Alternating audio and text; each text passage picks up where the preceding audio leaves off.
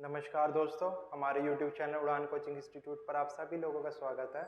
दोस्तों, हम डिस्कस कर रहे थे कॉन्सेप्ट्स ऑफ जनरल इंग्लिश। दोस्तों, हमने इसमें नाउन एंड प्रोनाउन डन कर लिया था एंड देन हमने एडजेक्टिव स्टार्ट कर दी थी। तो आज हम एडजेक्टिव के कुछ बेसिक पॉइंट्स एंड एक्सरसाइजेस करेंगे ताकि हमारे एडजेक्टिव के भी कॉन्सेप्ट पे अच्छी कमांड हो जाए। ठीक है दोस्तों, तो सबसे पहला पॉइंट आता है हमारा एज एंड सो एज। अगर इन दो वर्ड्स के बीच में कोई भी एडजेक्टिव आती है तो वो हमेशा पॉजिटिव डिग्री में आएगी, कंपैरेटिव और सुपरलेटिव डिग्री में नहीं आएगी। जैसे कि मैंने एक एग्जांपल लिखा, ही ran as fast as his brother।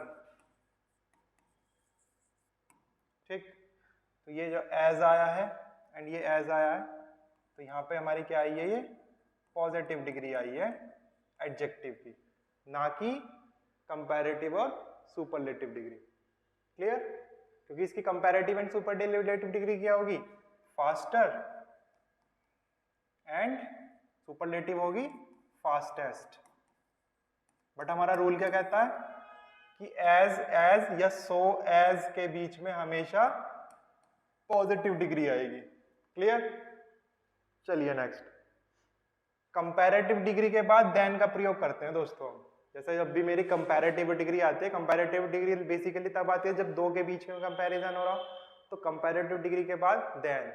तो ये एक रूल हो गया हमारा, देन जब भी हम यूज करेंगे उससे पहले हमेशा कंपैरेटिव डिग्री आएगी, हमेशा। लेकिन कंपैरेटिव डिग्री के बाद देन आ भी सकता है और नहीं भी, लेकिन देन से पहले हमेशा कंपैरेटिव डिग्री आएगी। ठीक है, एग्जांपल से समझते हैं इसको। जैसे मैंने एक एग्जांपल लिखा, he is better than you. ठीक है, वह तुमसे ज्यादा बेटर है। ठीक है, तो यहाँ पे कंपैरेटिव डिग्री आई है, ठीक है, और लेकिन देन से पहले आई है ये, तो यानी कंपैरेटिव डिग्री के बाद देन आ सकता है और देन से पहले हमेशा कंपैरेटिव डिग्री आएगी, पहला रूल। दूसरा, कंपैरेटिव डिग्री के बाद देन आ भी सकता है और नहीं भी। जैसे कि today I am feeling better. ठीक है, मैं आज अच्छा महसूस कर रहा हूं। तो आपने देखा कि ये बेटर क्या आई है, ये कंपैरेटिव डिग्री आई है एडजेक्टिव की, लेकिन इसके बाद देन नहीं आया। तो कंपैरेटिव डिग्री के बाद देन आ भी सकता है और नहीं भी, लेकिन देन से पहले हमेशा कंपैरेटिव डिग्री आएगी। ये मैं इसलिए बोल रहा हूं क्योंकि कभी कभी एग्जाम में क्वेश्चन आ जाता है कि भाई जैसे ही इज, ये फिल इन द ब्लैंक्स दे देंगे एंड देन यू लिख देंगे, तो वहां पे कुछ डिग्रीज होंगी, मतलब फर्स्ट पॉजिटिव डिग्री भी मिलेगी, कंपैरेटिव भी मिलेगी, सुपरलेटिव भी मिलेगी और कुछ और ऑप्शन भी हो सकता है। तो आपको अप्रोप्रिएट वर्ड में कंपैरेटिव डिग्री वाला चूज करना है। क्लियर हुआ? ये हमारा रूल हो गया सेकंड वाला। थर्ड रूल क्या है, सुपरलेटिव डिग्री के पहले हमेशा आर्टिकल द आता है, यानी द आर्टिकल के बाद सुपरलेटिव डिग्री आती है और सुपरलेटिव डिग्री से पहले द आता है। जब हम आर्टिकल करेंगे ए, एन और द, ये आर्टिकल्स होते हैं, तब मैं आपको बताऊंगा आर्टिकल्स कहाँ और किस तरह से यूज करते हैं।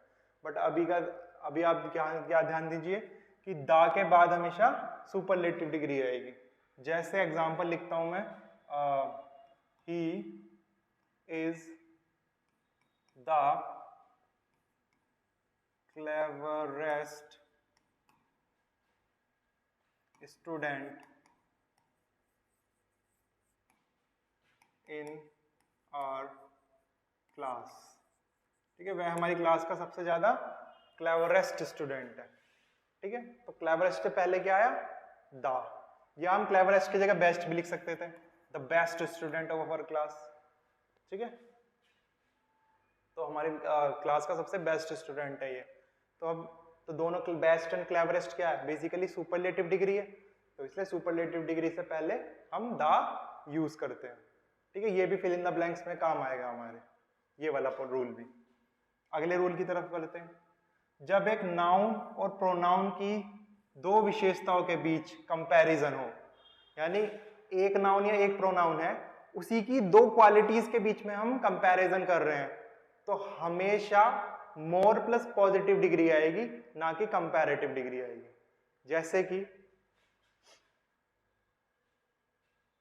जैसे मैंने एग्जांपल लिखा,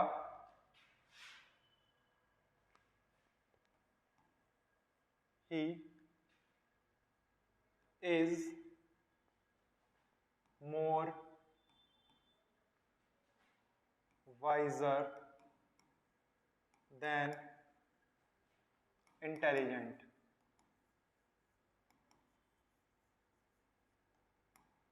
ठीक है, he is more wiser than intelligent, यानी वह ज्यादा क्या है, वाइज है, यानी बहादुर है बुद्धिमान होने से।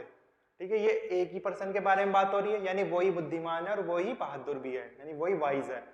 तो हमेशा क्या आएगा, मोर प्लस पॉजिटिव डिग्री आएगी। तो ये सेंटेंस मेरा क्या है, ये गलत है, क्योंकि यहाँ पे ये क्या, वाइजर क्या है, वाइजर एक कंपैरेटिव डिग्री है। लेकिन हमारा रूल क्या कहता है कि जब कभी एक ही नाउन प्रोनाउन की दो विशेषताओं के बीच में कंपैरिजन हो, तो उस केस में मोर प्लस पॉजिटिव डिग्री आएगी, ना कि कंपैरेटिव डिग्री आएगी। ठीक है, तो कंपैरेटिव डिग्री नहीं आएगी। तो इसी वजह से मेरा सेंटेंस क्या हो जाएगा, he is more wise then intelligent. ठीक है, तो ये मेरा राइट सेंटेंस है, क्योंकि एक ही इंसान के बारे में ये दोनों क्वालिटी एक ही इंसान की है और उन्हीं के बीच में कंपैरिजन हो रहा है, तो इसलिए ये मोर वाइज आया है। ठीक है, मोर वाइज देन इंटेलिजेंट। ठीक है, मोर प्लस पॉजिटिव डिग्री आएगी, ना कि मोर प्लस कंपैरेटिव या सुपरलेटिव डिग्री। क्लियर? चलिए नेक्स्ट। तुलना करते समय दूसरा पहले को या अन्य सभी को एक्सक्लूड करना हो। जब भी हम कभी तुलना करते हैं चीजों में, जैसे काफी सारी चीजें हैं उनमें तुलना कर रहे हैं अच्छी या बुरी की वजह से हम उनको एक्सक्लूड यानी हटा रहे हैं और एक बेस्ट को चुन रहे हैं या एक सबसे बेकार को चुन रहे हैं, अच्छा बुरा दोनों में हो सकता है, तो उसको एक्सक्लूड करने के लिए हम एनी अदर का यूज करेंगे। ठीक है, एनी की जगह एक एग्जांपल देखते हैं इसका भी। एक्सक्लूड करने के लिए हम किसका यूज करेंगे, एनी अदर का, खाली एनी का यूज नहीं करेंगे। एग्जांपल से समझेंगे इसको। जैसे मैंने एग्जांपल लिखा, gold is more precious than any metal. ठीक है, सोना सबसे ज्यादा प्रीशियस है बाकी दूसरे मेटल से। तो अब मैंने बोलने में बोल दिया बाकी दूसरे मेटल से, तो यहाँ पे एनी गलत आया है। ठीक है, खाली एनी नहीं आएगा, तो ये सेंटेंस मेरा रॉन्ग है। तो मेरा करेक्ट सेंटेंस क्या हो जाएगा, gold is more precious than any other metal. Clear हुई दोस्तों बात? तो एनी अदर का यूज हो रहा है क्योंकि हमने बाकी जितने भी धातु हैं उनमें सबसे ज्यादा प्रीशियस यानी बहुमूल्य क्या है, गोल्ड है। ठीक है, गोल्ड भी एक मेटल है, तो इसीलिए एनी अदर आया। लेकिन एनी अदर समान चीजों को एक्सक्लूड करने के लिए है, जैसे यहाँ पे गोल्ड भी मेटल है और हम बाकी मेटल से इसको एक्सक्लूड कर रहे हैं कि ये ज्यादा बहुमूल्य है बाकी सबसे, बहुत ज्यादा प्रीशियस है बाकी सब मेटल से। लेकिन मान लो कि सेम चीज में हम अलग ना कर रहे हो, वो तो वैसे ही अलग है। जैसे एग्जांपल समझते हैं कि जैसे मैंने लिख दिया यहाँ पे गोल्ड की जगह diamond. Diamond is more precious than any metal. ठीक है भाई, धातुओं से अलग है, बहुत ज्यादा बहुमूल्य है डायमंड। ठीक है, क्योंकि डायमंड एक मेटल नहीं है। डायमंड क्या है, डायमंड एक स्टोन है, एक तरह का पत्थर है। तो डायमंड एक पत्थर है, तो इसलिए हम एनी यहाँ पे यूज कर सकते हैं। लेकिन गोल्ड भी मेटल था, यहाँ भी मेटल में से ही अलग कर रहे हैं, तो इसलिए एनी अदर आएगा। तो मतलब समान चीजों को में जब हम अलग कर रहे हैं उसको, किसी भी एक चीज को, तो तब हम एनी अदर यूज करेंगे। और जब चीजें ही अलग है, भाई ये पत्थर है हम मेटल से अलग कर रहे हैं, वो तो वैसे ही अलग है, तो इसलिए हम एनी यूज कर सकते हैं। क्लियर हुआ दोस्तों डिफरेंस कि एनी कब आएगा और एनी अदर कब आएगा? ठीक, यहाँ पे बहुत बच्चे बहुत ज्यादा गड़बड़ करते हैं। ठीक है, तो ये बहुत इंपॉर्टेंट पॉइंट है। चलिए नेक्स्ट, अगर किसी भी वर्ड के पीछे IOR आता है तो उसके बाद हम देन यूज नहीं करेंगे, उसके बाद हम क्या यूज करेंगे? टू यूज करेंगे। जैसे कि देखिए ये जितने भी एग्जांपल्स हैं, सुपीरियर IOR आ रहा, inferior, senior, junior, prior, anterior and posterior. ठीक है, इनके पीछे IOR आ रहा है, तो इनके बाद हमेशा देन नहीं बल्कि क्या आएगा? टू आएगा। एग्जाम्पल देखते हैं इसका भी हम। सीनियर वाले लेते हैं, जैसे मैंने बोल दिया कि he is senior than me. ठीक है, एक और मैं सेंटेंस लिखता हूं, he is senior to me. अब इन दोनों में से कौन सा करेक्ट सेंटेंस है?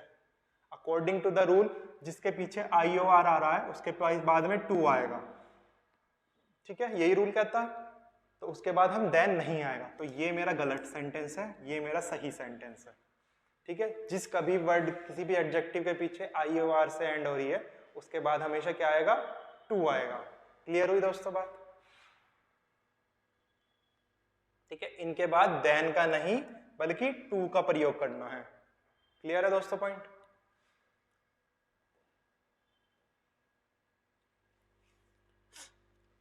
अब ये कुछ एडजेक्टिव्स हैं जिनकी कंपैरेटिव एंड सुपरलेटिव डिग्री नहीं होती, ये हमेशा पॉजिटिव डिग्री में ही यूज होंगे। जैसे कि ये बिल्कुल सिंपल है, अगर इनको समझ के पढ़ेंगे तो आपको रटने की जरूरत नहीं है। जैसे समझना कैसे? जैसे ये एडजेक्टिव है इंटीरियर या एक्सटीरियर, यानी किसी का एक्सटीरियर मतलब किसी का बाहरी चीज है ना, इंटीरियर यानी अंदरूनी चीज। तो अंदर इंटीरियर मतलब अंदर हो गया और एक्सटीरियर मतलब बाहरी हो गया। तो हम अगर बोलें कि इंटीरियर या एक्सटीरियर, कि मोर एक्सटीरियर में अगर बोलूं तो गलत है वो, क्योंकि एक बाहरी का मतलब है बाहर की चीज है ना। तो मोर एक्सटीरियर का हो जाएगा ज्यादा बाहर की चीज। ज्यादा बाहर क्या? बाहर तो बाहर है जस्ट, है ना। तो बाहर मीन्स एक्सटीरियर या बाहरी। तो ज्यादा बाहरी या ज्यादा अंदरूनी कुछ चीज नहीं होती, अंदर है तो इंटीरियर, बाहर है तो एक्सटीरियर, दैट्स इट, है ना। सेम ऐसे ही अल्टीरियर, मेजर, माइनर, एम्प्टी। जैसे एम्प्टी हो गया खाली, जैसे कोई ग्लास है वो खाली है, मैं बोलूंगा द ग्लास इज एम्प्टी। अब मैं ये थोड़ी ना बोल सकता the glass is more empty, कि ज्यादा ही खाली है ग्लास। ज्यादा खाली कम खाली, खाली का मीन्स तो खाली है, ज्यादा खाली है कम खाली तो कुछ हो ही नहीं सकता, है ना। तो इसलिए ये कुछ ऐसे वर्ड्स हैं जो सिर्फ अपने में ही मोर देन सफिशिएंट है ना, अपने में ही पूरे हैं। इनके साथ आप मोर या मोस्ट नहीं लगा सकते कंपैरेटिव या सुपरलेटिव बनाने के लिए। ठीक है दोस्तों, तो जैसे एक्सीलेंट हो गया, सबसे बेस्ट हो गया। सर्कुलर, की कोई चीज सर्कुलर शेप में है तो ज्यादा सर्कुलर, और मैं इससे ज्यादा सर्कुलर क्या बना सकता हूँ? कुछ भी नहीं, तो सर्कुलर भी हो गया ऐसे ही। एक्सट्रीम हो गया, ठीक है, चीफ हो गया, एंटायर यानी पूरा आ गया। जब चीज में पूरा आ गया तो ज्यादा पूरा क्या होता है? कुछ भी नहीं। तो पूरा आ गया तो कंप्लीट भी आ गया। परफेक्ट है तो परफेक्ट है, अब उसमें हम बुराई क्या निकालें? Final, last, unique, universal, round. फिर ऐसे हमारी शेप्स आ जाएंगी, square, triangular, eternal, everlasting, ideal, absolute, impossible and prime, और साथ में सुप्रीम भी। ठीक है, जैसे सुप्रीम क्या है? सर्वोच्च, सुप्रीम कोर्ट। जैसे हमारे इंडिया में सुप्रीम कोर्ट सबसे ऊंचा है, जो उसने एक बार निर्देश दे दिए वो सभी को माननी है, और उसको हम वॉयलेट भी नहीं कर सकते, है ना। तो इसलिए सुप्रीम भी अपने आप में एक पूरा वर्ड है कि इससे ऊपर कुछ हो ही नहीं सकता। सुप्रीम इज सर्वोच्च, है ना। तो इसलिए इनका प्रयोग कंपैरेटिव और सुपरलेटिव में कभी नहीं करेंगे। ये जैसे हैं हम एज इट इज उनको यूज करेंगे। ठीक है दोस्तों, चलिए नेक्स्ट। कुछ एडजेक्टिव हमेशा पॉजिटिव और सुपरलेटिव डिग्री में होते हैं बट कंपैरेटिव में नहीं होते। तो ये सिर्फ 5 ही एडजेक्टिव हैं, टॉप, टॉप मोस्ट, और ये बाकी हमारी डायरेक्शन हो गई, मतलब northern, southern, eastern and western. तो इनको हम सुपरलेटिव में कैसे बनाएंगे? जैसे टॉप का टॉप मोस्ट हो जाएगा, ऐसे ही नदर्न का नदर्न मोस्ट, सदर्न का सदर्न मोस्ट, ईस्टर्न का ईस्टर्न मोस्ट एंड वेस्टर्न का वेस्टर्न मोस्ट। ठीक है, तो ये हमेशा पॉजिटिव एंड सुपरलेटिव में ही रहेंगी चीजें, ये कंपैरेटिव नहीं होती इनकी। ठीक है, तो ये आप 5 ध्यान में रख लीजिए। ठीक है दोस्तों, अब ये एडजेक्टिव है हमारा, ये बहुत इंपॉर्टेंट पॉइंट है, प्रेफरेबल। ये एक ऐसा एडजेक्टिव है दोस्तों जो हमेशा कंपैरेटिव डिग्री में रहेगा, ना तो कभी पॉजिटिव में जाएगा और ना ही सुपरलेटिव में जाएगा। First point. सेकंड पॉइंट है इसके बारे में, इसके साथ हम मोर कभी यूज नहीं करेंगे और ना ही देन यूज करेंगे। ठीक है, ना तो हम मोर यूज करेंगे इसके साथ और ना ही देन यूज करेंगे। तो जब हम देन यूज नहीं करते तो क्या यूज करते हैं, टू यूज करते हैं। तो हम इसके साथ हमेशा टू यूज करेंगे। एग्जाम्पल से समझते हैं, जैसे मैंने एग्जाम्पल लिखा, this is more preferable than that. ठीक, this is more preferable than that. तो एक तो प्रेफरेबल वर्ड के पहले कभी मोर नहीं आएगा, तो ये गलत हो गया। एक प्रेफरेबल वर्ड के बाद देन नहीं आएगा, तो ये भी गलत हो गया। तो करेक्ट सेंटेंस क्या होगा मेरा, this is preferable to that.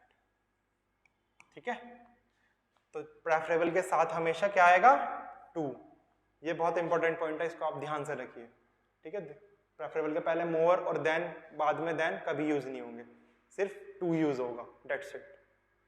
ठीक है दोस्तों, क्लियर हुआ है पॉइंट। अब कुछ एडजेक्टिव में हम एल लगा करके एडवर्ब बना देते हैं। अभी हम एडवर्ब, एडजेक्टिव जब हमारा फिनिश हो गया उसके बाद वर्ब करेंगे, देन हम एडवर्ब पढ़ेंगे। लेकिन आपको मैंने जानकारी देते हुए बताया था भाई, एडवर्ब वो वर्ड्स हैं जो नाउन प्रोनाउन को छोड़कर बाकी सभी शब्दों की विशेषताएं बताते हैं। जैसे वर्ब हो गई, एडजेक्टिव की भी बताता है, एडवर्ब खुद की भी बताता है, एडवर्ब की भी, ठीक है, प्रपोजिशन की भी बताता है, कंजंक्शन की भी बताता है। ठीक है, तो एडजेक्टिव में हम एल आई लगाने तो वो क्या बन जाएगा, वो एडवर्ब बन जाती है हमारी। ठीक है, तो जैसे पॉलिटी है तो पोलाइटली हो गया। ठीक है, बैड है बैडली हो गया, सिंसियर है सिंसियरली हो गया। तो ये एडजेक्टिव में एल आई लगा दिया तो क्या बन गया, एडवर्ब बन गया। लेकिन इसकी कुछ एक्सेप्शंस भी हैं, एग्जाम्पशंस देख लेते हैं। एक्सेप्शन में एक तो वर्ब्स आ जाती है सेंसेशन की, जिसको हम महसूस कर सकते हैं।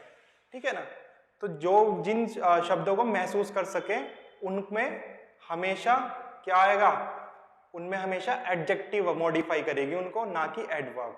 अभी पढ़ेंगे हम कि किस तरह से। जैसे पहले सेंसेशन में देख लेते हैं हम क्या क्या चीजें हैं। सीम्स हो गया, जैसे महसूस किया हम कि it seems to be like that, या it appears to be like that, कि वो मुझे इस तरह से अपीयर हुआ, है ना, इस तरह से महसूस हुआ एक तरह से, है ना। तो सीम हो गया, लुक हो गया, अपीयर हो गया, फील हो गया, महसूस किया मैंने, है ना, सेंसेशन की वर्ब्स हैं। टेस्ट हो गया कि कुछ भी खाया कि टेस्ट, कि इसका टेस्ट थोड़ा इस तरह से है। ठीक है ना, टेस्ट हो गया, हमने कोई आवाज सुनी कि कहीं, ठीक है, तो साउंड भी हो गया, इसी में सेंसेशन हुआ कि मुझे कैसा महसूस हुआ, कहीं बम फूटा, तो जैसे मैंने कोई सुनी चीज, है ना, तो साउंड भी हो गई। ऐसे ही कुछ स्मेल, स्मेल को भी हम महसूस ही करते हैं कि कुछ दुर्गंध आई या कुछ अच्छी खुशबू आई, तो स्मेल भी क्या हो गई, एक वर्ब ऑफ सेंसेशन हो गई। तो इन केस में क्या होगा, इन केस में हम हमेशा एडजेक्टिव मॉडिफाई यूज करेंगे, ना कि एडवर्ब मॉडिफाई। कैसे देखते हैं, एग्जांपल से समझते हैं। पहले देखते हैं कि हमारा एडवर्ब मॉडिफाई कैसे यूज होता है। ठीक है, तो हमने सिंसियर का सिंसियरली बनाया था एडजेक्टिव से एडवर्ब में एल आई लगा के। तो मैं लिखता हूं जैसे वर्ड, एक sentence, he works sincerely.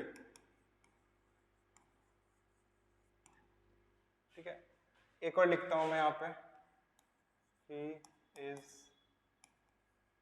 Sincere. ठीक है, वह सिंसियर है यानी वह ईमानदार है। तो ये ईमानदार किसके लिए यूज हुआ है, वह, उसके लिए, यानी प्रोनाउन के लिए। और जो प्रोनाउन और प्रोनाउन की विशेषता बताए वो क्या है, एडजेक्टिव। क्लियर हुआ इतना। ही वर्क सिंसियरली, वह काम कर रहा है ईमानदारी से। सिंसियरली का मीन्स ईमानदारी से, और सिंसियर मीन्स ईमानदार। वह ईमानदार है, तो ईमानदार किसके लिए यूज हुआ? वह के लिए, क्योंकि वह है ईमानदार। तो प्रोनाउन के लिए यूज हो रहा है तो वो एडजेक्टिव है, क्योंकि प्रोनाउन की विशेषता बता रहा है वहां पे। ही वर्क सिंसियरली, वह काम कर रहा है ईमानदारी से। वह ईमानदारी से क्या कर रहा है? काम। तो काम कैसे कर रहा है? वो ईमानदारी से कर रहा है। तो ईमानदारी से काम कर रहा है, तो ये ईमानदारी से किसके लिए आया? ये वर्क के लिए आया। और यहाँ पे वर्क क्या है? एक डूइंग वर्ड है। तो डूइंग वर्ड का मतलब है कि वर्ब है, तो ये वर्ब की विशेषता बता रहा है, तो ये क्या हो जाएगी? एडवर्ब। ठीक है, इतनी बात क्लियर हुई कि सिंसियर में एल आई लगा के हम सिंसियरली एडवर्ब बना रहे थे, और उसके मैंने आपको यूज भी बता दिया कि सिंसियर कैसे यूज कर सकते हैं, हम सिंसियरली कैसे यूज कर सकते हैं। तो एडजेक्टिव नाउन प्रोनाउन की विशेषता बता रही है, एडवर्ब वर्ब की बता रही है। यहाँ पे क्लियर हुई इतनी चीज। अब एक्सेप्शन वाला देखते हैं कि भाई हमने ये बैड वाला पढ़ा था, बैड में एल आई लगा के बैडली बन जाता है, ठीक है, लेकिन सेंसेशन की वे में अगर हम यूज करेंगे सेंसेशन, तो उनको एडजेक्टिव मॉडिफाई करेगा, ना कि एडवर्ब मॉडिफाई करेगा। कैसे? जैसे मैंने लिखा सेंटेंस, ही फील्स बैडली, और एक और सेंटेंस लिखता हूं, ही फील्स बैड। ये थोड़ा समझने वाला है, आप समझिए थोड़ा। ही फील्स बैडली यानी वह बुरी तरह से महसूस कर रहा है। ऐसा कोई वर्ड ये ठीक नहीं बना है ना। ही फील्स बैड, वह बुरा अच्छा महसूस नहीं कर रहा, यानी वह बुरा खराब महसूस कर रहा है। बैड मीन्स खराब, वह खराब महसूस कर रहा है। तो फील के साथ हमेशा एडजेक्टिव मॉडिफाई आएगी, ना कि एडवर्ब मॉडिफाई आएगी, है ना। तो ही फील्स बैडली, वह बुरी तरह से महसूस कर रहा है, ये कोई सेंस नहीं बनी। वह बुरा महसूस कर रहा है यानी वह खराब महसूस कर रहा है, ये सेंस बने कि भाई वो अच्छा नहीं है तो इसलिए खराब महसूस कर रहा है, ठीक है। वह खराब से महसूस कर रहा है, ये कोई वर्ड नहीं। तो हम कभी भी वर्ब ऑफ सेंसेशन के साथ एडवर्ब मॉडिफाई नहीं यूज करेंगे, हम हमेशा एडजेक्टिव मॉडिफाई यूज करेंगे। क्लियर? ठीक है, तो वर्ब ऑफ सेंसेशन के साथ हमेशा क्या आएगा? We use adjective modify. ठीक है, अब कुछ वर्ब्स और हैं जिनके साथ, कुछ वर्ड्स और हैं जिनके साथ एडवर्ब मॉडिफाई ही आता है, ना कि एडवर्ब। ठीक है, एडजेक्टिव मॉडिफाई ही आता है, ना कि एडवर्ब। जैसे बी, बिकम, होना, बनना हो गया, ठीक है, टर्न हो गया, get, grow, keep, make and prove. इन सब के साथ क्या यूज होगा? Adjective modify. जैसे एक और एग्जांपल लेते हैं हम। जैसे मैंने एक सेंटेंस लिखा, after hearing the news he became sad। ठीक है, या सैडली आएगा, बताइए। आफ्टर हियरिंग न्यूज सुनने के बाद he became sad और sadly, he became sad या he became sadly? he became sad, क्योंकि became के बाद क्या आएगा? एडजेक्टिव मॉडिफाई आएगा। ठीक है, क्योंकि li लग गया तो ये तो एडवर्ब मॉडिफाई है। ठीक है, तो इसलिए हमेशा एडजेक्टिव मॉडिफाई आएगा, ना कि एडवर्ब मॉडिफाई। अब इन दोनों में डिफरेंस समझ लीजिए। सैड मतलब वह उदास हो गया, उसने जैसे न्यूज सुनी वो उदास हो गया, तो ठीक है। लेकिन अगर मैं सैडली यूज करूंगा तो इसका अर्थ क्या हो जाएगा? जैसे उसने न्यूज सुनी वह उदासी से हो गया। उदासी से हो गया, क्या हो गया? कोई सेंस नहीं बनी, तो सेंस बननी है सैड की। सैड क्या है? एक एडजेक्टिव मॉडिफाई है। ठीक है, तो ये भी कुछ एक्सेप्शंस हैं जिनको साथ एडजेक्टिव मॉडिफाई आता है, ना कि एडवर्ब मॉडिफाई। क्लियर दोस्तों? बाकी हम एडवर्ब में पढ़ेंगे इनके रूल्स। अभी आप सिर्फ ये एज अ एक्सेप्शन सोचिए कि इन एक्सेप्शंस के साथ हमेशा एडजेक्टिव मॉडिफाई आएगा।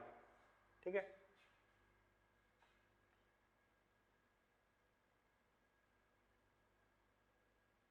चलिए next. Some adjective are confusing. कुछ एडजेक्टिव कंफ्यूजिंग वाले हैं कि हम इनको कब यूज करें, तो इनको आप अच्छे से पढ़िए।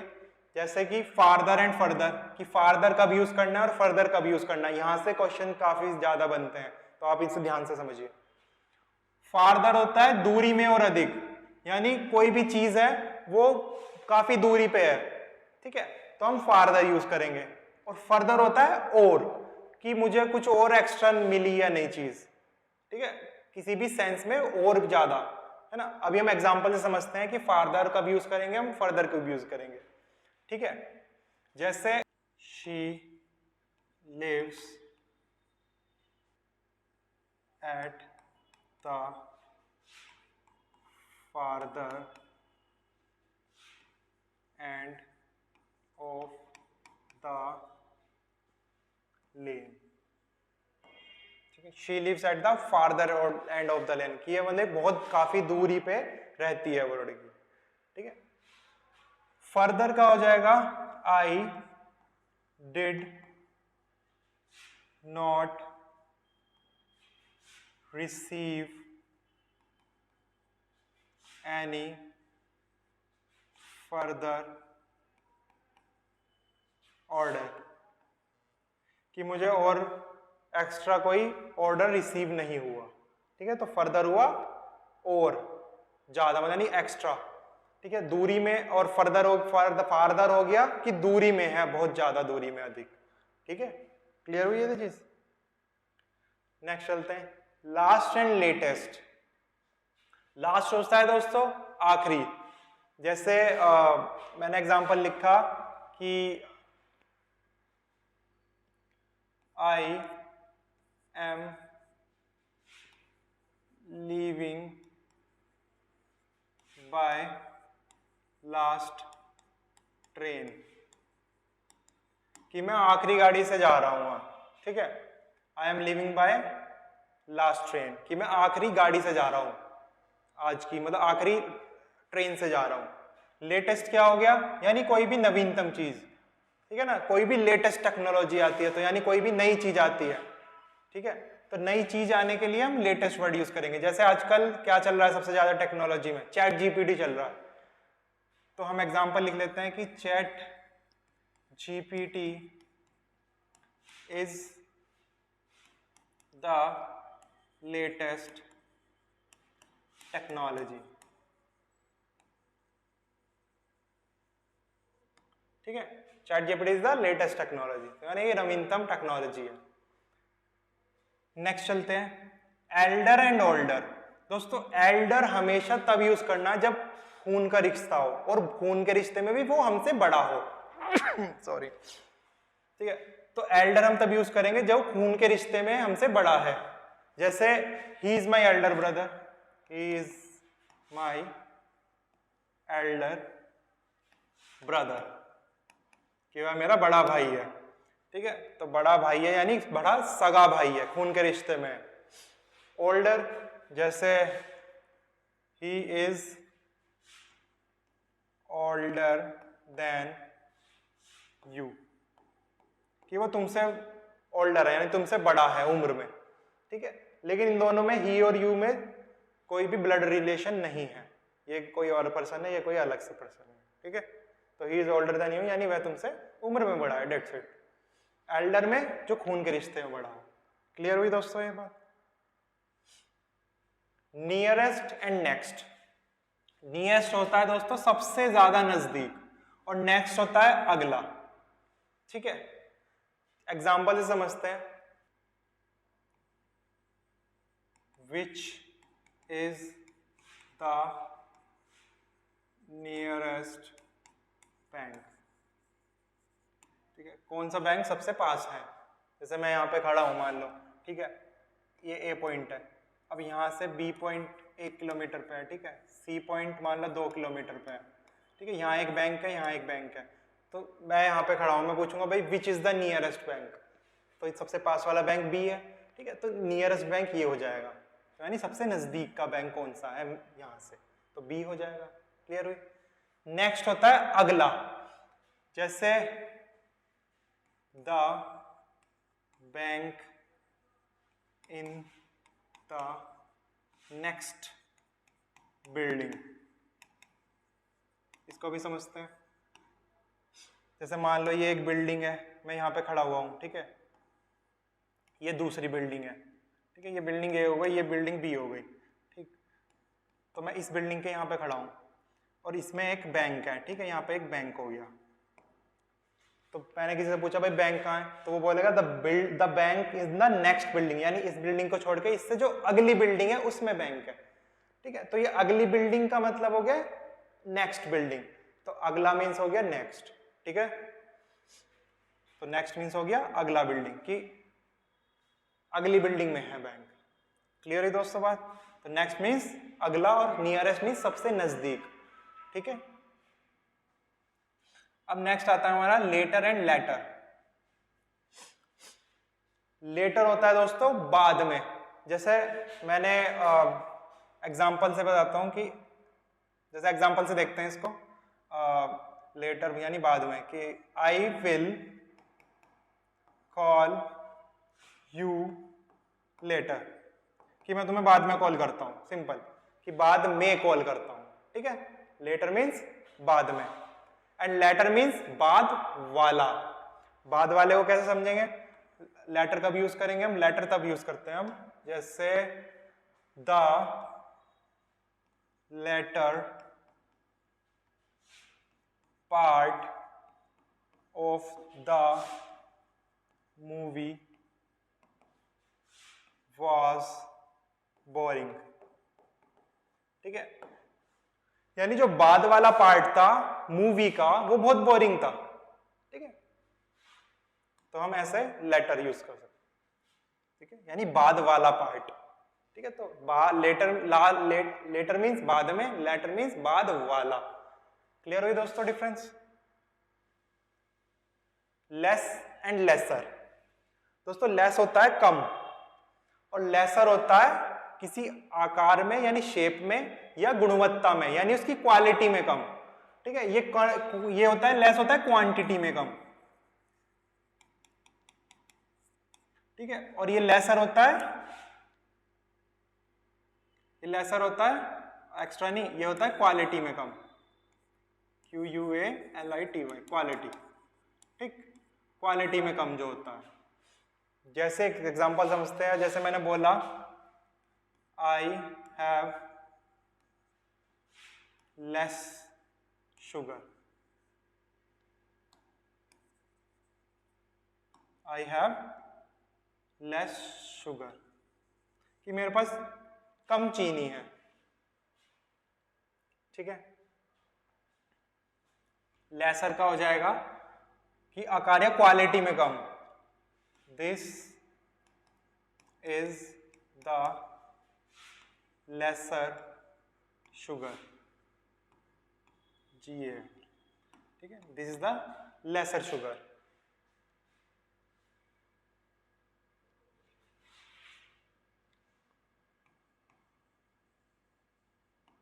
ठीक है, this is the lesser sugar का मतलब है कि ये क्वालिटी में अच्छी चीनी नहीं है, यह चीनी क्वालिटी में अच्छी नहीं है। This is the lesser sugar. और लेस शुगर का मतलब है कम, कि मेरे पास कम चीनी है। ठीक है, तो लेस का मीन्स है कम यानी क्वांटिटी में कम, और लेसर का मीन्स है किसी गुणवत्ता में कम यानी क्वालिटी में कम। ठीक है दोस्तों, नेक्स्ट चलते हैं। अगर हम टाइम शब्द का प्रयोग कंपैरेटिव में अगर हम टाइम शब्द का प्रयोग करें तो वो उसे कंपैरेटिव में नहीं करते। जैसे कभी किसी दो चीजों में हम कंपैरिजन करते हैं तो हम कंपैरेटिव डिग्री यूज करते हैं, लेकिन जब मैंने किसी को टाइम्स में लिख दिया, जैसे ये कोई भी चीज है वो मेरे पास 4 गुनी है ज्यादा, यानी 4 टाइम्स है या 5 टाइम्स है, तो तब हम कंपैरेटिव डिग्री यूज नहीं करेंगे, तब हम एज वर्ड यूज करेंगे, और एज के साथ हमेशा पॉजिटिव डिग्री यूज करेंगे। एग्जाम्पल से समझते हैं, जैसे कि मैंने एग्जाम्पल लिखा, my house is 5 times bigger than yours। अगर मैं 5 टाइम्स ना लिखता तो ये बिगर वर्ड ठीक था, my house is bigger than yours. ठीक है, लेकिन जब ये मैंने 5 टाइम्स, ये टाइम्स वर्ड आ गया, तो उस केस में हम कंपैरेटिव डिग्री यूज नहीं करेंगे। ठीक है, अब कंपैरेटिव डिग्री यूज नहीं करेंगे तो हम देन भी यूज नहीं करेंगे, तो इसकी जगह हम यहाँ क्या यूज करेंगे? हम यूज करेंगे एज वर्ड। तो सही सेंटेंस क्या हो जाएगा? My house is 5 times as big as yours। ठीक है दोस्तों, ये मेरा करेक्ट सेंटेंस हो जाएगा। तो हम कंपैरेटिव डिग्री और देन यूज ना करके हम एज और एज यूज करेंगे। और आपने पहले ही पॉइंट में पढ़ा था एज और सो एज के बीच में हमेशा पॉजिटिव डिग्री आएगी, तो इसलिए हमने यहाँ पे पॉजिटिव डिग्री लिखी है। ठीक है दोस्तों, क्लियर हुआ टाइम डिफरेंस। चलिए नेक्स्ट दोस्तों, कभी भी दो कंपैरेटिव डिग्री या दो सुपरलेटिव डिग्री एक साथ नहीं आ सकते एक सेंटेंस में। ठीक है, कभी भी दो कंपैरेटिव या सुपरलेटिव डिग्री एक साथ नहीं आएंगे किसी भी एक सेंटेंस में। जैसे मैंने सेंटेंस लिखा, he is the most cleverest student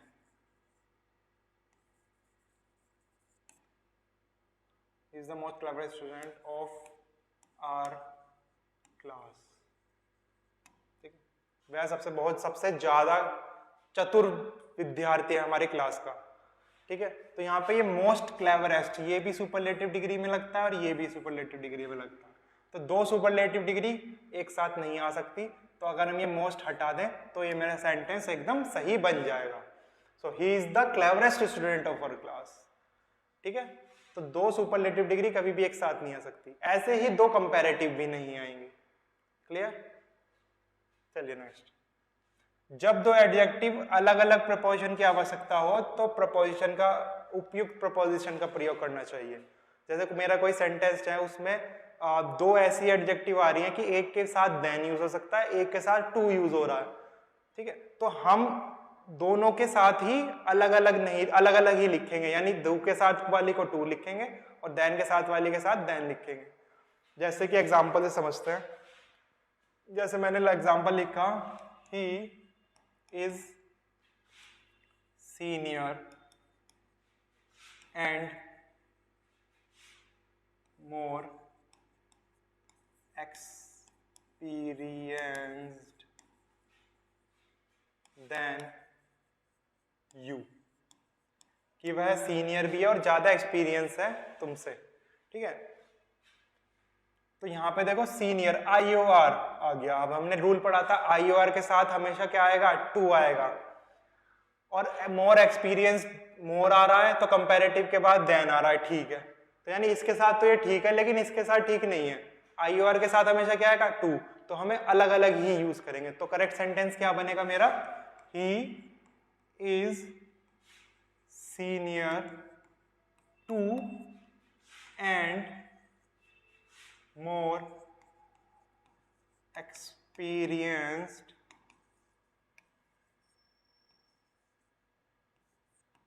than you।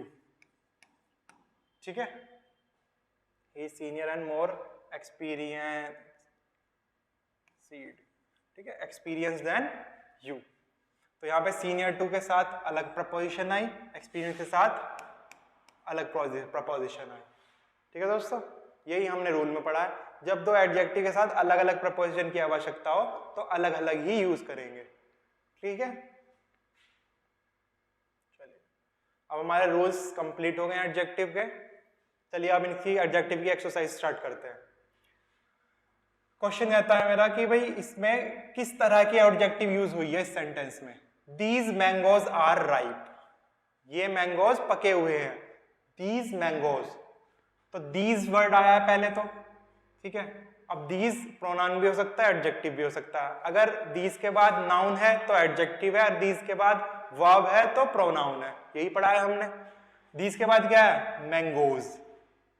Mangoes क्या है, आम, यानी नाम है तो क्या हो गई, ये नाउन हो गई, तो नाउन आई है, तो यानी एडजेक्टिव ये है। आर ऑक्सिलरी वर्ब है, राइप पके हुए हैं, डूइंग वर्ड है तो वर्ब है, तो दीज हो गई एडजेक्टिव। अब ये कौन सी एडजेक्टिव है, दीज मैंगोज। मैं इनकी तरफ संकेत कर रहा हूं कि ये मैंगो पके हुए हैं, यानी ये आम पके हुए हैं। तो संकेत करने के लिए क्या यूज होती थी, डेमोन्स्ट्रेटिव एडजेक्टिव, यानी संकेतवाचक विशेषण। क्वांटिटी नहीं बता रहे हम इसमें, ठीक है, पॉजेसिव तो अधिकार, अधिकार तो जीवित वस्तुओं का होता है, निर्जीव का कुछ नहीं होता, ठीक है, तो पॉजेसिव भी नहीं आएगी। इंटेरोगेटिव हम कोई क्वेश्चन भी नहीं पूछ रहे हैं, सिर्फ हम संकेत कर रहे हैं उनके तरफ, तो इसलिए संकेतवाचक यानी डेमोन्स्ट्रेटिव एडजेक्टिव। क्लियर है दोस्तों? चलिए next, choose the correct part of speech under the underline word. जिस वर्ड के नीचे अंडरलाइन है उसका करेक्ट पार्ट ऑफ स्पीच बताना है। क्या ये वर्ब है? It is a unique book. Unique book कैसी बुक है? यूनिक। बुक क्या है? नाउन। तो नाउन से, नाउन के लिए क्या आ रहा है? यूनिक वर्ड आ रहा है, तो ये इसकी विशेषता बता रही है, तो यूनिक क्या हो गया? Adjective.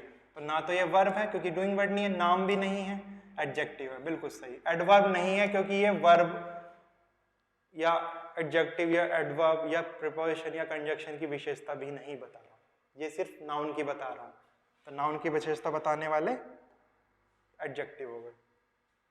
Choose the correct adjective of the following noun. Advice. Advice होती है दोस्तों सलाह, तो एडवाइजेबल। एडवाइस मैंने जब कंफ्यूजिंग वर्ड्स कराए थे उसमें एडवाइस और एडवाइस के बारे में बताया था। एडवाइस होता है सलाह, एडवाइस एस लग गया तो होता है सलाह देना, तो हम दे रहे हैं तो यानी देना आ गया, यानी डूइंग वर्ड आ गया, तो एडवाइस तो क्या हो गई? ये तो वर्ब हो गई, ये तो ये भी तो नहीं है एडजेक्टिव, हमें एडजेक्टिव चूज करनी है। एडवाइसेडली। एडवाइसेडली दोस्तों हो गया सलाह का, मतलब एक तरह से सलाह मशवरा करके देना, ठीक है, तो सलाह मशवरा करना है, तो यानी ये तो एडवर्ब हो गई, ठीक, ये भी नहीं है। एडवाइजर। एडवाइजर वो होता है सलाहकार, तो सलाहकार क्या हो गया? नाम हो गया, तो ये तो नाउन हो गई, ठीक है, तो फिर क्या बचा? एडवाइजेबल। और वैसे भी एडवाइज में एलवाई लग गया तो एडवर्ब बन जाएगी, तो advisable is my adjective here, ठीक है दोस्तों, तो advisable is the right answer. Adjective बतानी है इस वाले सेंटेंस में। The tall girl met a boy. अब आपको बताइए आर्टिकल है, टॉल, टॉल किसके लिए यूज हुआ है? गर्ल, की लड़की लंबी है, तो गर्ल क्या है? नाउन है, नाउन के लिए यूज हुआ है, तो यही मेरा एडजेक्टिव है, तो tall word is a adjective. Again आगे चेक करते हैं कि कोई और एडजेक्टिव तो नहीं है। मैट मिली है, तो यानी ये वर्ब हो गई, अगेन आर्टिकल हो गया। बॉय क्या है? नाउन है, कॉमन नाउन, तो ये नाउन हो गई, तो इसमें एडजेक्टिव वर्ड क्या? टॉल, तो tall is the right answer. Clear? Complete the following with the correct form of adjective. Adjective की करेक्ट फॉर्म बतानी है आपको, इसमें कौन सी यूज हुई है? It was dash car he had ever driver, यानी ये डैश कार है जो इसने अभी तक जितनी भी ड्राइव करी है, यानी सबसे ज्यादा, काफी सारी कार है, तो काफी सारी कार में से एक चुन रहे हैं हम, तो क्या आएगी? सुपरलेटिव डिग्री आएगी। तो इसमें सुपरलेटिव डिग्री क्या है देखते हैं। पहला ऑप्शन है द मोर कंफर्टेबल, अरे ये तो मोर आ गया, यानी ये तो कंपैरेटिव है, तो ये तो नहीं आएगी, और वैसे भी दा के बाद हमेशा सुपरलेटिव आती है, ठीक है। The most comfortable, most word ठीक आ रहा है, सुपरलेटिव का आ रहा। क्या ये सिलेबल्स है जिसमें 3 से ज्यादा सिलेबल, 3 या 3 से ज्यादा सिलेबल्स हो, उनके आगे मोर मोस्ट यूज करते हैं, मोर कंपैरेटिव के लिए, मोस्ट सुपरलेटिव के लिए। तो कंफर्टेबल 4 सिलेबल्स आ गए, तो यानी मोस्ट कंफर्टेबल, ये बिल्कुल सही आंसर हो जाता है। आगे देखते हैं, द कंफर्टेबल, पॉजिटिव डिग्री तो आएगी नहीं, और दा के बाद तो पॉजिटिव वैसे भी नहीं आती, तो ये तो गलत हो गया। द कंफर्टेबलेस्ट, अब ज्यादा सिलेबल है तो ईएसटी वाला नहीं लगेगा, मोस्ट वाला लगेगा, तो ये भी नहीं हो सकता। तो सबसे सही आंसर क्या है? बी। ठीक है दोस्तों, इस तरह से हम वेरीफाई भी कर सकते हैं अपने आंसर्स को। This pen is superior dash them, अब मैंने देख लिया आई यू आर आ रहा है, तो मुझे आंख बंद करके क्या लगा देना है? To. This pen is superior to them, ठीक है। I prefer singing dash dancing, अब ये मेरी अकेले की ही बात हो रही है, यानी एक नाउन या प्रोनाउन के ही दो विशेषताओं, यानी दो क्वालिटी के ही बीच में कंपैरिजन हो, तो हम क्या यूज करते हैं? टू, तो इसमें भी सीधा टू ही लगाएंगे, ठीक है। देन नहीं है, I prefer singing to dancing, ठीक है। My father will leave by dash train, latest नवीनतम ट्रेन से जाएंगे? नहीं। दिस ट्रेन से जाएंगे? नहीं, ठीक है। लास्ट ट्रेन से जाएंगे? बिल्कुल सही है कि आखिरी गाड़ी से मेरे पिता जाएंगे, ठीक है। This house is more beautiful then that of yours, ठीक है ना। देन दैट योर्स नहीं आएगा, ऑफ योर्स नहीं आएगा, क्या आएगा? दैट ऑफ योर्स, कि तुम्हारे घर से ज्यादा सुंदर है, यानी मेरी सिस्टर के घर से ज्यादा सुंदर है, ठीक है, ये वाला हाउस, दैट ऑफ आएगा। Next question, my house is dash from bus stand, कि मेरा हाउस बस स्टैंड से क्या होगा, कि जो पोस्ट ऑफिस से नहीं है, फारदर होगा, हाँ दूरी पर हो सकता है, सही वर्ड है। फर्दर और हो सकता है, नहीं। लास्ट आखिरी हो सकता है या अगला हो सकता है, नहीं। फिर देन नहीं आता, तो देन यहाँ की सेंस किसकी बन रही है, फारदर की, कि मेरा हाउस दूर है ज्यादा किससे, बस स्टैंड से, और लेकिन पोस्ट ऑफिस से ज्यादा दूर नहीं है ना। माई हाउस इज फारदर, यानी दूर है बस स्टैंड से in comparison of post office, कि पोस्ट ऑफिस के से नहीं है मतलब। She dash said the doctor had gone, so she further said that, कि उसने और कहा कि भाई डॉक्टर जा चुका है, तो further is the right option है, ठीक है दोस्तों। चलिए अब हम हमेशा की तरह वोकैब स्टार्ट करते हैं जल्दी से। पहला वर्ड है हमारा एट्रोसिटीज। अब सिटीज में दोस्तों आजकल क्या बन रहा है, मेट्रो सिटीज में ज्यादातर क्या बढ़ रहे हैं, आजकल क्राइम्स बढ़ रहे हैं ज्यादा, है ना, तो एट्रोसिटीज का मतलब क्या हो जाएगा, जुल्म, यानी violent and cruel act. Attenuate, इसको हम आधा तोड़ लेते हैं, अटेन यानी अटेंशन। अब किसी को हमने अटेंशन कर दिया, वो सीधा खड़ा हो जाएगा एकदम, अटेंशन में हो जाता है ना कि अटेंशन बोलते सीधे, तो यानी सीधा खड़ा है, बिल्कुल शांत खड़ा है, यानी बिल्कुल काम खड़ा है, बिल्कुल स्थिर अवस्था में है, तो अटेन्यूएट का मतलब हो जाएगा शांत करना, यानी टू काम।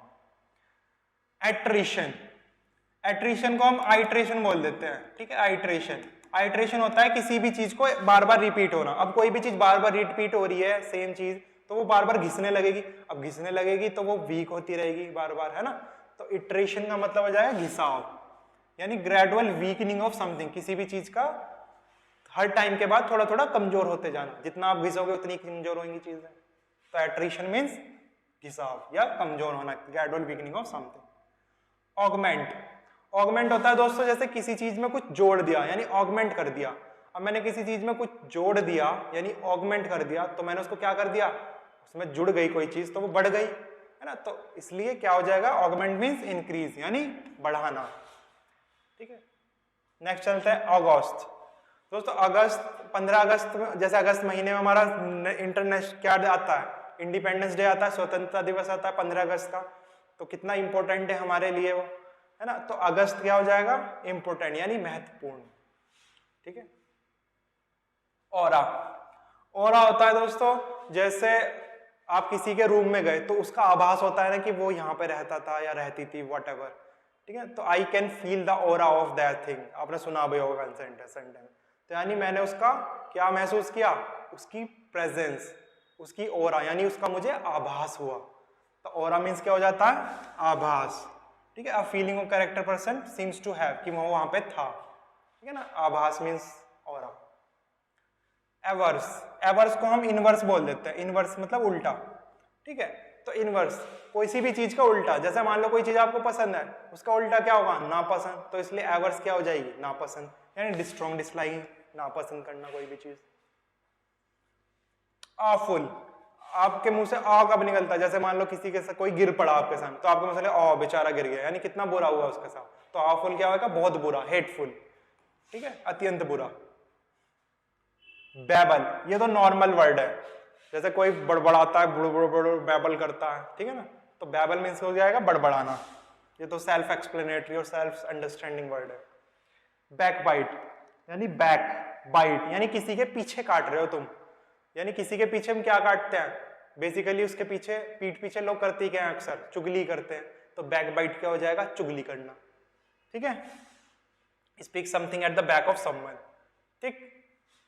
नेक्स्ट चलते हैं, बैजर।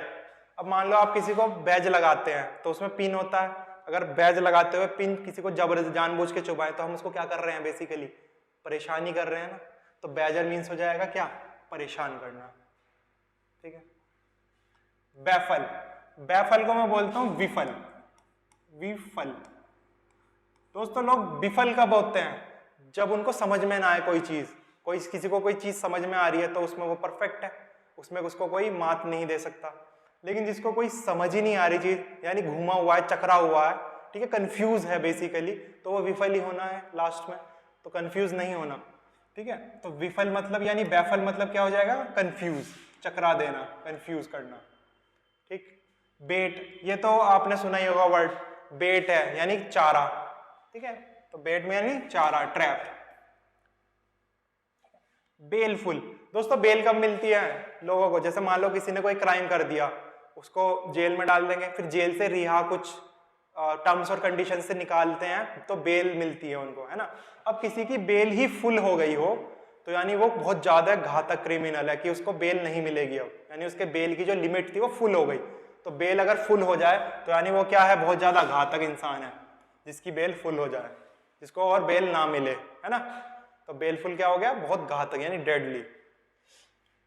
बाग, बाग को हम वॉक कह देते हैं, वॉक, ठीक है। अब मान लो कोई चीज, जैसे आप कहीं जा रहे हो, कोई इंटरेस्टिंग चीज आपको दिखी तो आप खड़े हुए देखते रहेंगे, लेकिन कोई इंटरेस्टिंग की ना हो चीज तो आप वॉक अवे कर जाएंगे वहां से, यानी वॉक अवे, ठीक। तो यानी बाग, बाग मीन्स कोई भी चीज जो इच्छा के विरुद्ध हो, ठीक। तो यानी अनिच्छुक होना, कि मुझे इंटरेस्ट नहीं है उसे कुछ भी करने के लिए, वो चीज में मैं इंटरेस्टिंग नहीं हूं, ठीक है। तो इंटरेस्टिंग यानी इच्छुक, नॉट इंटरेस्टिंग कि मेरा इंटरेस्ट के बिना है, तो अनिच्छुक। तो वॉक अवे कर जाएंगे आप वहां से तो क्या हो जाएगा, अनविलिंग टू डू समथिंग, यानी अनिच्छुक है उस चीज के लिए, ठीक है। इस तरह से आप याद कर सकते हैं। बाल्मी, अब दोस्तों इसको हम तोड़ लेते हैं बाम में। आप जब भी कोई बाम लगाते हैं तो पहले ठंडक महसूस होती है, उसके बाद गर्माहट होती है, तो बाल्मी मतलब हो जाएगा गर्म यानी वार्म, ठीक है। इस तरह से आप इसको याद कर सकते हैं। बेन, आपने सुना होगा कि बून और बेन, ये दो वर्ड साथ सुनते होंगे, बून और बेन। जैसे साइंस इज ए बून और बेन, यानी बून मीन्स वरदान है साइंस हमारे लिए या अभिशाप है, तो बेन क्या हो गया, बेसिकली श्राप, ठीक है। तो बेन हो गया कर्ज, अभिशाप, ठीक। बून हो गया वरदान, ये वर्ड और आप ध्यान में रख दीजिए, ठीक है। बेंटर, आप किसी को, बेंटर को हमने बोल दिया यहाँ पे हंटर, ठीक है। बेंटर को क्या, कि मान लो आपने किसी को हंटर मार दिया ऐसे हल्के से, तो यानी मजाक में आप किसी को ऐसे मार रहे हैं हंटर से, ठीक। तो मतलब उसको मजाक मजाक में क्या कर रहे हैं, चिढ़ा रहे हैं, है ना, उसको उकसा रहे हैं, गुस्सा दिला रहे हैं।